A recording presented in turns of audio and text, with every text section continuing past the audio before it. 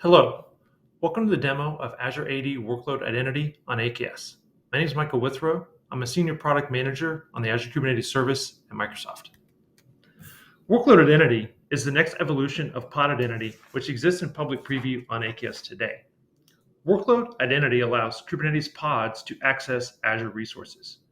Previously, with Pod Identity, IMDS was leveraged for identity transactions.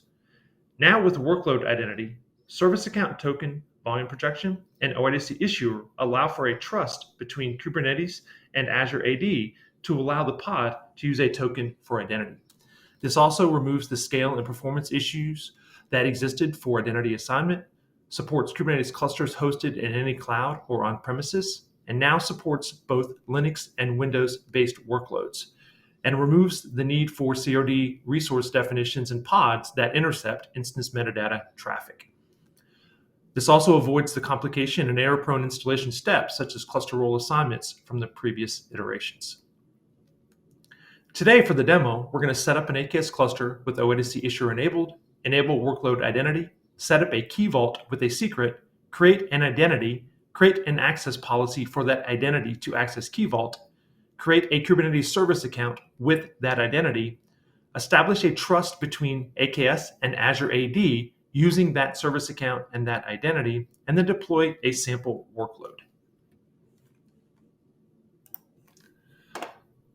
So to help with the demo, I pre-created an AKS cluster with the feature flag enable OIDC Issuer enabled. The key parameter is that you can see down here, I have OIDC Issuer profile enabled equals true, and there is an issuer URL which is specific to that AKS cluster.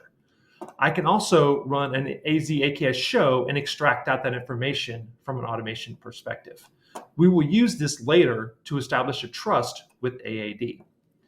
Then I'm going to essentially grab the credentials of the cluster because I need to authenticate to the cluster, because in order to install Workload Identity today, we are doing a Helm chart, but eventually that will be a feature flag in the configuration.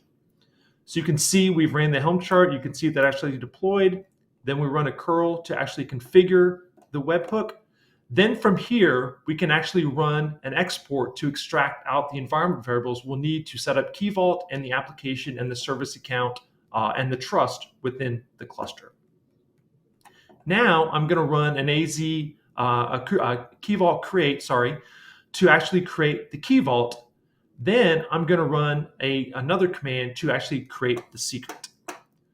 From here, we're essentially now ready to start creating the application or the identity that's going to be leveraged.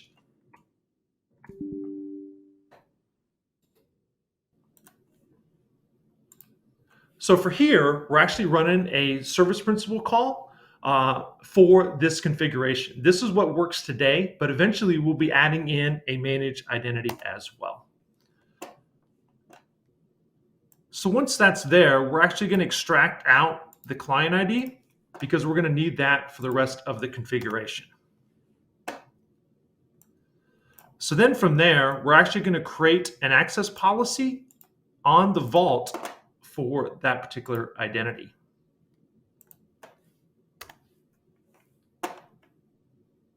Now that that's set, now we can actually go through and actually create a service account within Kubernetes. Using the value that we applied before,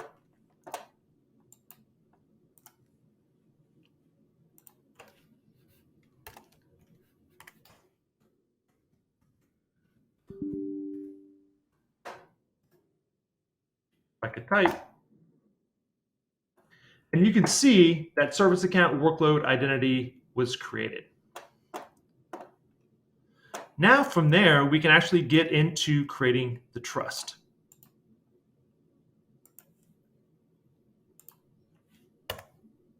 So now I'm exporting out the application object ID, and then I'm going to use that for the body of the JSON.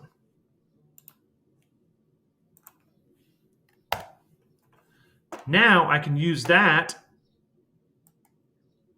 to actually establish the REST call.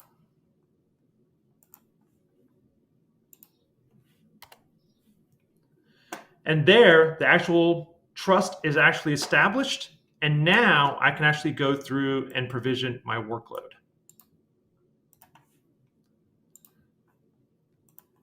So now you'll see, this is essentially deploying a pod. You'll see the service account is in there. You'll see here it's actually set up to talk to Key Vault to actually grab that secret that I needed before. So now you can see that that pod quick start was actually created.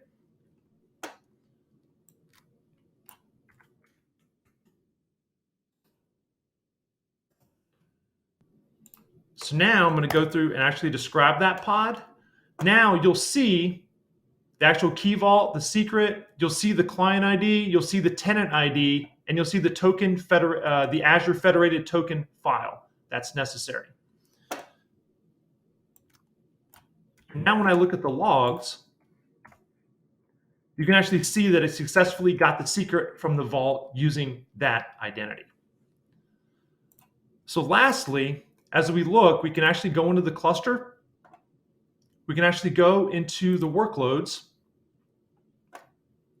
and we can go look at the pods, and you'll see we have a quick start pod. So now when I look at the volumes, you'll actually see that projected volume there that's present on that particular pod.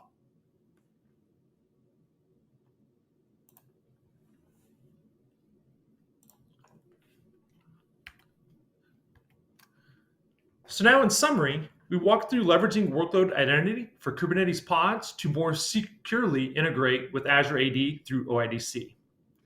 Workload identity is language specific and works on both Linux and Windows-based workloads. Click the link below to get more resources for how to implement this configuration. Thank you.